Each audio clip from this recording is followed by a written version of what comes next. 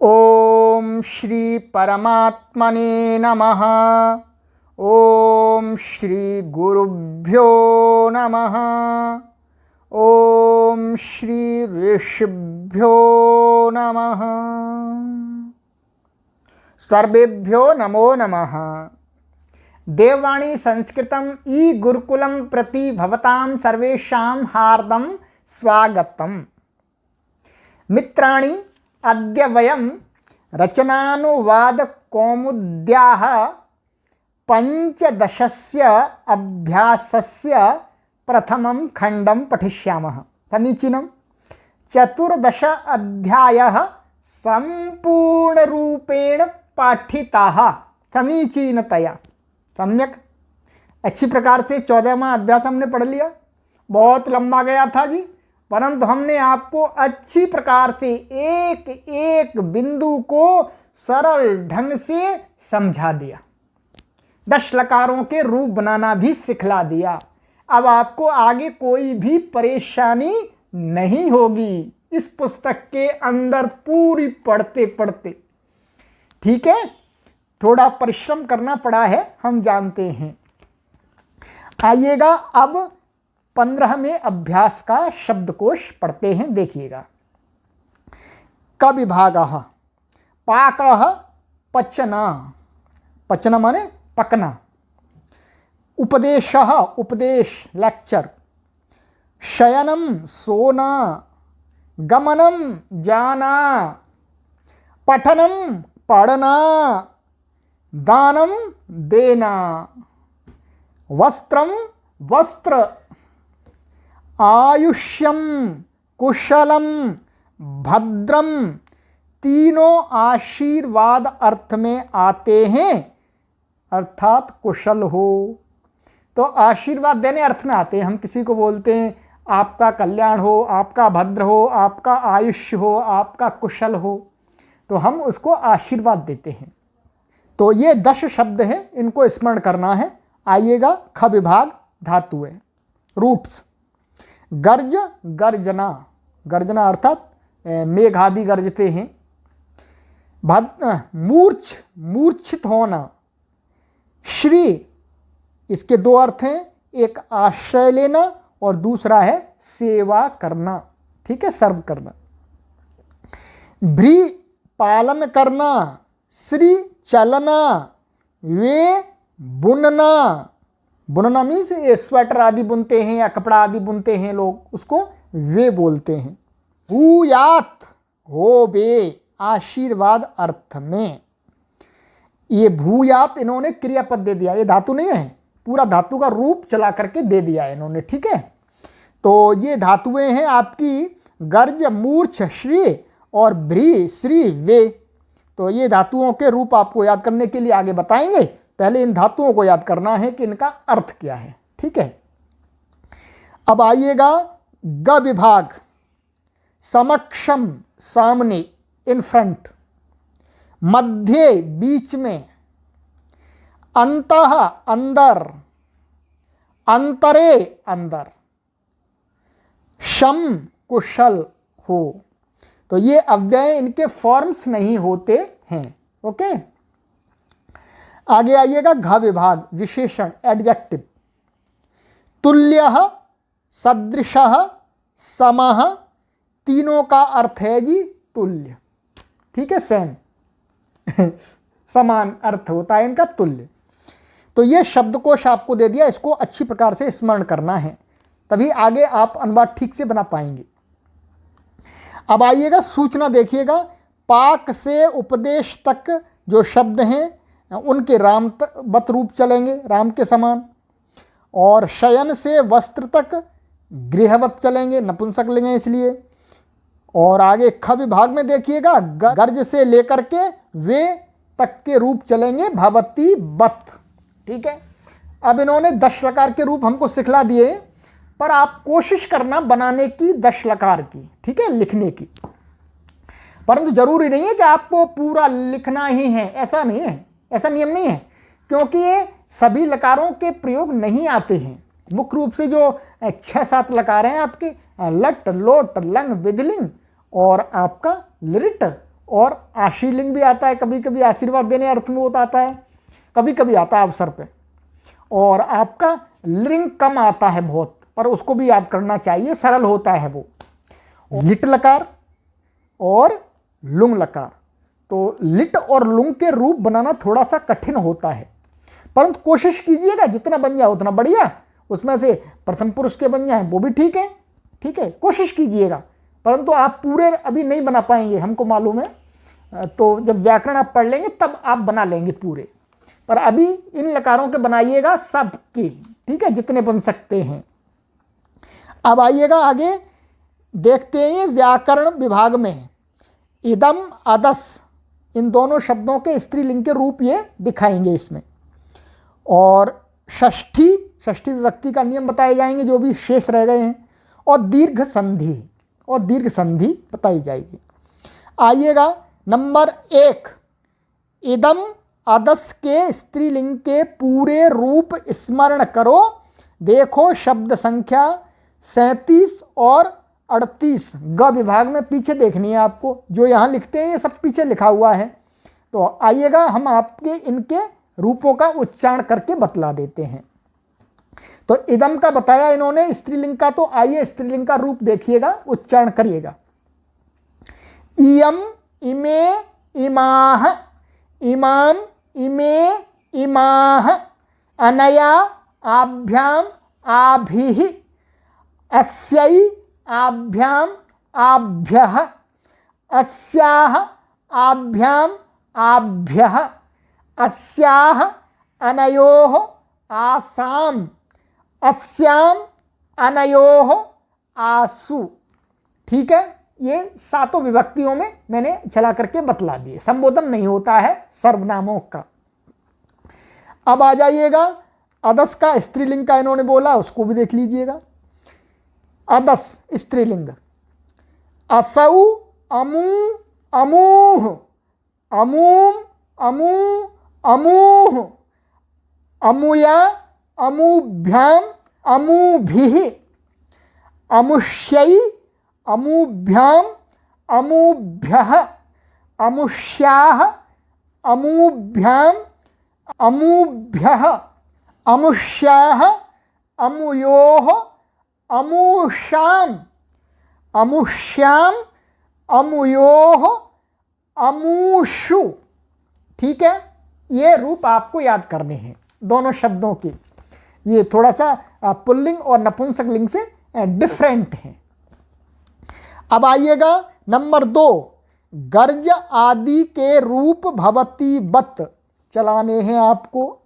ठीक है, गर्ज आदि ऊपर गर्जती गर्जता गर्जंती, गर्जसी गर्जथा गर्जथा, गर्जामी गर्जावह गर्जामह, सभी लकारों में चला दीजिए। सरल है, सरल है, वेरी गुड। आइएगा तो ये दिखा दिया इन्होंने एक एक, जैसे गर्जती शयती भरती सरती वयती, एक एक रूप दिखा दिया। चलिए अब आ जाइएगा स्टार वाले सभी नियम हैं, ध्यान से पढ़ने हैं। नियम 66, कर्तृकर्मणोः कृति, ये सूत्र है अष्टाध्यायी का। अब इसका अर्थ देखिएगा ये क्या कहते हैं, ये ध्यान से पढ़ना, ये नया नियम है आपके लिए पूरा। परंतु इसको हमने पहले वाले भाग में प्रारंभिक रचनानुवाद कौमुदी में समझा करके पढ़ा दिया था। अब फिर दोबारा आपको पढ़ना है तो पूरा समझ में आ जाएगा, राइट। कृदंत शब्द जिनके अंत में कृत प्रत्यय अर्थात त्रिच मीन्स त्री, क्तिन का ती, अच का अ, घई का अ, ल्युट का अन आदि हो के कर्ता और कर्म में षष्ठी होती है। ठीक है, अब मैं आपको समझाता हूं। इन्होंने कहा है कि कृदंत शब्द, तो कृदंत में क्या है, कृत प्रत्यय है। ठीक है ना, ये क्या है, ये पाणिनीय अष्टाध्यायी के अंतर्गत कुछ प्रत्यय हैं, सफिक्स हैं। ठीक है, तो उनका नाम रख दिया है आचार्य पाणिनि ने कृत।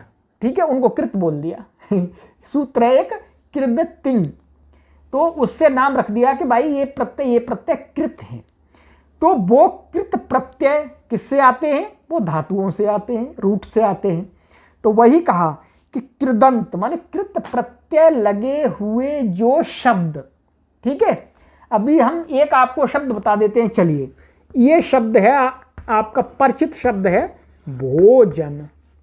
ये शब्द क्या है? कृदंत है, ठीक है, कृदंत है। ऐसे ही आपका ऐसे कर्ता, कर्ता भी आप जानते हैं, ये कैसा शब्द है?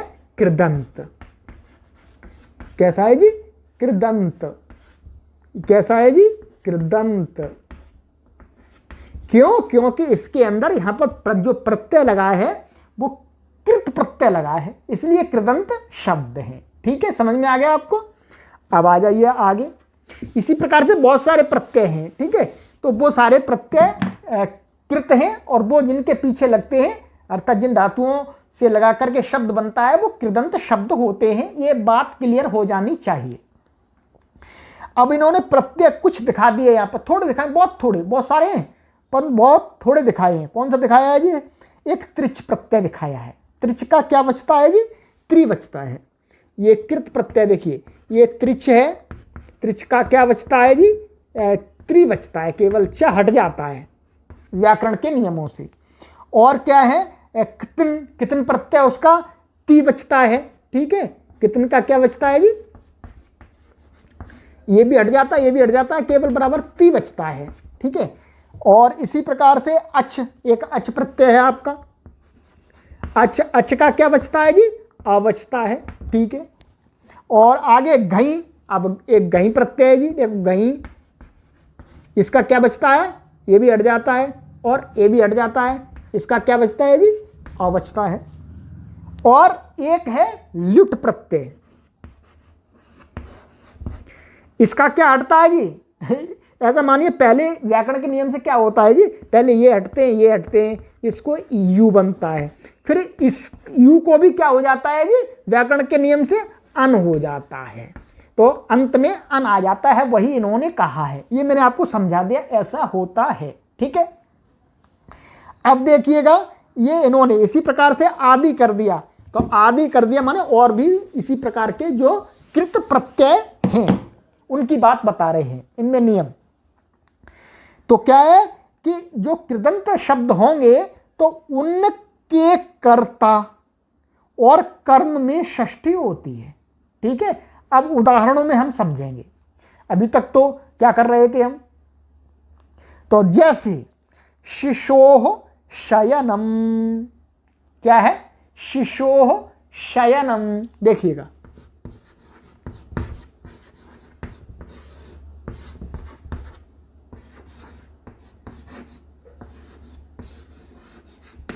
राइट। अब ये शब्द क्या है? ये ल्युट प्रत्यय अंत है, ल्युट। तो ल्युट प्रत्यय कैसा था? कृत। तो ये कैसा शब्द है? कृदंत, राइट, कृदंत है ये। अब देखिएगा, इन्होंने कहा है कि कृदंत शब्द के कर्ता और कर्म में, तो ये कर्ता है, तो ये क्या है? ये कृदंत शब्द हो गया। अब इसका अर्थ क्या है? बच्चे का सोना, तो ये क्रिया है एक, तो सोना क्रिया का कर्ता कौन है यहां पर? शिशु, ये इसका कर्ता है। बिल्कुल क्लियर कर देंगे जी, बिल्कुल स्पष्ट कर देंगे आपको। ये क्या है? इस शयन क्रिया का कर्ता कौन है? शिशु, ठीक है। शिशु का प्रथमा में क्या बनता है? शिशु, राइट।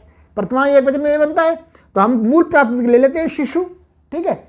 अब इन्होंने कहा कि कृदंत शब्दों के कर्ता में षष्ठी होती है, तो ये कृदंत शब्द है, इसका कर्ता कौन है? ये है, तो इसमें षष्ठी हो गई।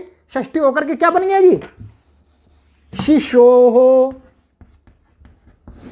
राइट। समझ में आ गया? इनका ये नियम समझ में आ गया आपको पूरा?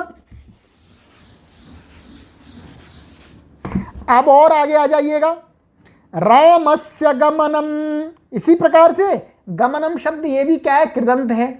तो जाना, किसका जाना? जाना क्रिया कौन कर रहा है? राम, तो रामस्य गमनम में राम में षष्ठी हो गई, ठीक है। इसको भी हम समझाए, सरल है, हम आपको बहुत गहराई से धीरे धीरे समझा देंगे। आपको ऐसा विद्वान बनाना है कि आप संस्कृत के संस्कृत की जड़ को जान जाएं। ठीक है, तो ये गमनम, ये कृदंत है, इसका कर्ता ये है। जाने की क्रिया कौन करते हैं जी? राम जी करते हैं। तो राम शब्द कर्ता हो गए, तो इसके कर्ता में षष्ठी होती है, तो षष्ठी ये कर दी इन्होंने। राइट, अब आ जाइएगा आगे। सूचना, पुस्तक पढ़ता है, इस प्रकार के वाक्यों का दो प्रकार से अनुवाद होता है। ठीक है दो प्रकार से अनुवाद, ये आपको बता रहे बहुत गहरी बात कि आप कभी कंफ्यूज ना हो कि पुस्तक पढ़ता है, ये वाक्य इन्होंने ले लिया। क्या लिया? पुस्तक पढ़ता है, इसका कर्ता साइलेंट है। ठीक है, तो वह पुस्तक पढ़ता है या यह पुस्तक पढ़ता है, कुछ भी हो सकता है। तो इसका दो प्रकार से हम वाक्य बना सकते हैं। एक क्या बनता है जो अभी तक आप जान रहे थे, क्या? पुस्तकम पठति, ये तो सरल वाक्य सीधा सीधा है, पुस्तकम पठति। और आगे दूसरा क्या है? पुस्तकस्य पठनम करोति दूसरा क्या है? पुस्तकस्य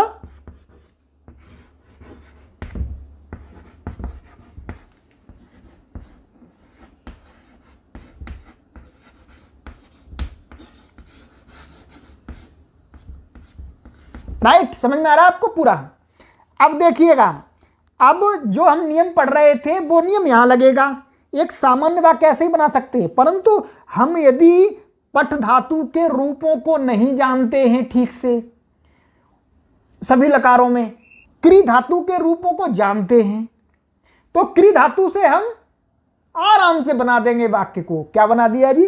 पुस्तकस्य पठनम करोति। ठीक है, तो अब यहां पर ये पठन शब्द क्या है? पठनम, ये है आपका लिट प्रत्यांत अर्थात कृदंत।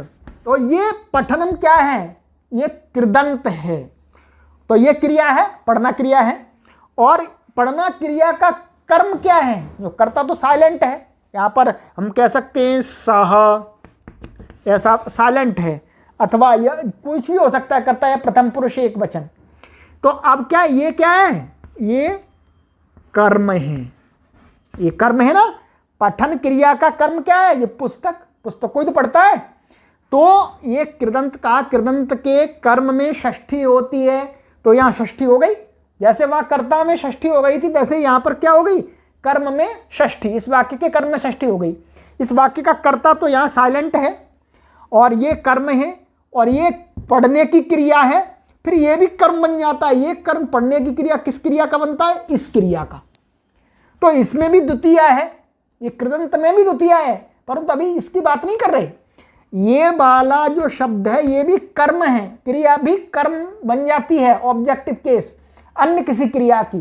तो ये क्रिया का ये कर्म है, परंतु इस क्रिया का कर्म हमको देखना है, क्योंकि कृदंत क्रिया का हमको कर्म देखना है, कृदंत शब्द का। तो इसका कर्म है ये, इसलिए यहां पर क्या हो गई? षष्ठी। ठीक है, यहां पर षष्ठी नहीं होगी, यहां हम बाद में बताएंगे। ठीक है, तो अभी आप इतने पार्ट को छोड़ दीजिएगा, अभी इतने को देखिएगा, कृदंत और कर्म। तो ये नियम आपको समझ में आ गया। ठीक है, अब देखिएगा, स्मरण रखें कि धातु का कृदंत रूप बनाने पर उसके साथ षष्ठी होगी। ये नियम रखना है, ध्यान रखना है। यदि आप धातु से कृदंत शब्द बनाते हैं, कृत प्रत्यंत ला करके कोई शब्द बनाते हैं, तो उसके कर्म और कर्ता में षष्ठी होगी। ठीक है, परंतु जब शुद्ध धातु के साथ प्रयोग करेंगे तो द्वितीया होगी। जैसे इस वाक्य को समझ लीजिएगा, जैसे आप देखिएगा, मैं वाक्य बनाता हूं, रामः पुस्तकम, वही बना देते हैं अभी जो दिया था, पुस्तकम पठति। ठीक है, ये सीधा, ये पठ धातु से कृदंत नहीं है, सीधा ये धातु रूप बना दिया हमने, क्रिया रूप तिगंत बना दिया। तो इसके कर्म में तो द्वितीया होगी, परंतु जब धातु से कृत प्रत्यय ला करके उसका रूप का प्रयोग करेंगे तो उसके कर्म में और कर्ता में षष्ठी होगी, इसलिए यहां पर क्या हो गया था, रामः पुस्तकस्य पठनं करोति। तो यहां पर ये पठ धातु से लुट प्रत्यय आ गया था कृदंत, इसलिए इस कर्म में क्या हो गई, षष्ठी, राइट। और यहां क्या हो गई, द्वितीया। अब ये मैंने आपको पूरा कॉन्सेप्ट एकदम क्लियर कर दिया, ठीक है। अब आपको अभ्यास करना है इस प्रकार के वाक्यों को बोलचाल में और लेखन में। नियम 67, कृते माने लिए, समक्षम मध्य अंतः और अंतरे के साथ षष्ठी होती है, ठीक है। ये अव्यय हैं सभी, तो इनका योग जिसके साथ में होता है उस शब्द में क्या होती है, षष्ठी विभक्ति। जैसे भोजनस्य कृते गुरोः समक्षम छात्राणां मध्ये गृहस्य अंतः अंतरेवा। सरल है, कोई परेशानी नहीं है। तो माने गृह के अंदर सब में षष्ठी हो गई, ऐसे ही छात्राणां में षष्ठी हो गई, गुरोह में षष्ठी हो गई, भोजनस्य में षष्ठी हो गई। नियम 68, दूरांतिकार्थैः षष्ठी इत्यादि सूत्र है। तो दूर और समीपवाची शब्दों के साथ षष्ठी और पंचमी दोनों विभक्ति होती हैं, दोनों विभक्ति होती है। क्या कह रहे हैं, दूर और समीपवाची जो शब्द हैं, मैं दूर और समीप के पर्यायवाची भी शब्द हैं, और ये स्वयं इनके साथ माने इनके योग में जिस शब्द के साथ संबंध है उन शब्दों में क्या है, षष्ठी और पंचमी दोनों विभक्ति होती है। उदाहरण दिखला दिया, जैसे ग्रामस्य ग्रामाद व दूरम समीपम पार्श्वम सकाशम व, ठीक है। तो ग्रामस्य ग्रामात में कोई भी पंचमी कर दीजिए अथवा षष्ठी कर दीजिएगा, सरल अर्थ है। आइएगा नियम 69, तुल्यार्थै इत्यादि सूत्र है। तुल्यवाची शब्दों तुल्य सदृश सम के साथ षष्ठी और तृतीया दोनों होती हैं, ठीक है। क्या कह रहे हैं, ये तुल्य सदृश सम ये शब्द हैं, तुल्यवाची जो भी शब्द हैं समानता को कहने वाले, उनके योग में भी षष्ठी और तृतीया दोनों विभक्ति होती, षष्ठी भी होती है, कहीं तृतीया भी होती है। जैसे कृष्णस्य कृष्णेन वा तुल्यः सदृशः समः, कृष्ण के तुल्य, इस वाक्य को कहने के लिए कृष्णस्य तुल्यः अथवा कृष्णेन तुल्यः किसी का भी एक का प्रयोग कर सकते हैं, राइट। आइएगा आगे, नियम 70, चतुर्थी चाशिष्यायुष्य इत्यादि सूत्र। आशीर्वाद सूचक शब्दों, जो आशीर्वाद देने वाले जो शब्द हैं, तो माने आयुष्यम भद्रम कुशलम सुखम हितम अर्थः प्रयोजनम शम पथ्यम आदि के साथ षष्ठी और चतुर्थी दोनों होती हैं, ठीक है, सरल है जी। आशीर्वाद देने वाले जो शब्द हैं इनके योग में जिसके साथ मान जिसको आशीर्वाद दिया जाता है, मान लीजिएगा आप, या जिसका भी कुशल भद्रम चाहते हैं, तदवाची शब्द में षष्ठी अथवा चतुर्थी विभक्ति होती है। देखिएगा उदाहरण में, कृष्णस्य कृष्णाय वा भद्रम कुशलम शं वा भूयात्। तो इसमें क्या है, भूयात् तो क्रिया है हो, तो अब इनमें से कोई भी शब्द एक प्रयोग कर लीजिएगा, भद्रम कुशलम शम, और कृष्णस्य कृष्णा इसमें से भी कोई एक कर लीजिएगा, चाहे षष्ठ्यंत कर लीजिएगा चाहे कर लीजिएगा चतुर्थ्यंत। चाहे आप ऐसे कहिएगा, कृष्णस्य भद्रम भूयात्, कृष्णस्य कुशलम भूयात्, कृष्णस्य शं भूयात्, अथवा कृष्णाय भद्रम भूयात्, कृष्णाय कुशलम भूयात्, कृष्णाय शं भूयात्। कोई भी वाक्य प्रयोग कर दीजिएगा, सभी का एक ही अर्थ है। समझी ना। अब आ जाइएगा नियम 71। अकः सवर्णे दीर्घ, दीर्घ संधि है, ये पहले वाले भाग में हमने पढ़ा दिया, कोई भी कठिनता नहीं होगी अब आपको। देखिएगा, अक, अक का अर्थ होता है जी आ ई उ री, ये प्रत्याहार है। अक के बाद सवर्ण अक्षर हो तो दोनों के स्थान पर दीर्घ हो जाता है। ठीक है, माने जो अक प्रत्याहार के अंतर्गत जो आ ई उ री आ रहे हैं, तो पूर्व में भी इनमें से कोई एक अक्षर है और उसी के सवर्ण वाला, माने उसी के वर्ण वाला, अर्थात समान स्थान और प्रयत्न गुण वाला जो भी अक्षर होगा, तो दोनों को मिलकर के क्या होगा जी, दीर्घ हो जाएगा, वो दोनों हट जाएंगे और तीसरा एक दीर्घ आ जाएगा, उन्हीं का सवर्णी। ठीक है, देखिएगा, आ या आ प्लस आ या आ, इनको क्या हो जाएगा, आ। ई या ई प्लस ई या ई बराबर क्या हो जाएगी, ई। और उ या उ प्लस उ या उ, इसको क्या हो जाएगा, उ। री या री प्लस री या री को क्या हो जाएगा, री। विद्या प्लस आलयः, विद्यालयः हो गया, विद्या का आ है। देखिएगा, विद्या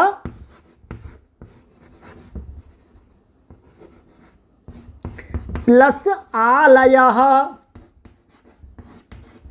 अब क्या है, ये विद्या का यहां पर आ है और आलय का भी आ है, तो इन दोनों के स्थान में एक अलग से दीर्घ कोण कर दिया, दीर्घ दोनों है परंतु इनके स्थान पर क्या कर दिया, दीर्घ ही कर दिया, आ कर दिया, तो क्या बन गया, विद्या लयः। समीचीन, कोई परेशानी नहीं होनी चाहिए आपको। अब चलिए और आगे देखिएगा आप, आगे कहते हैं करोति प्लस इदम करोतीदम, तो यहां पर भी देख लीजिएगा, करोति प्लस इदम, राइट।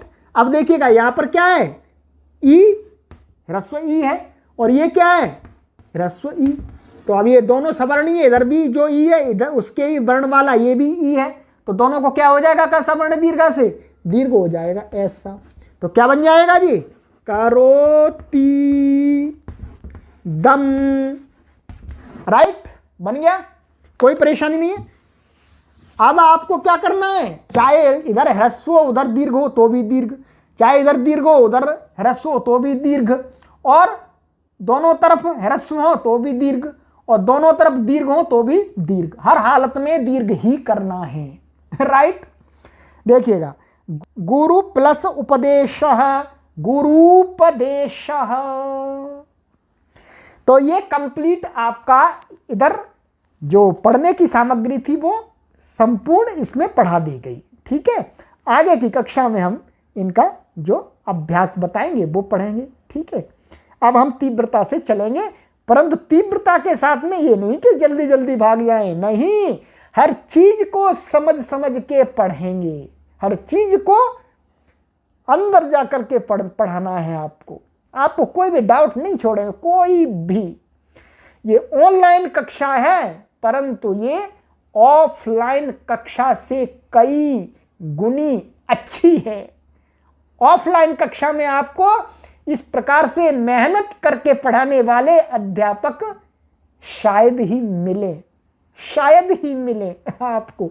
हम पूरे परिश्रम से, निष्ठा से संस्कृत माता की सेवा के लिए आपको सरल ढंग से और रोचकता के साथ में कक्षाओं को पढ़ा रहे हैं कि आप भी संस्कृत के प्रकांड विद्वान बने। अस्तु सर्वेभ्यो नमो नमः।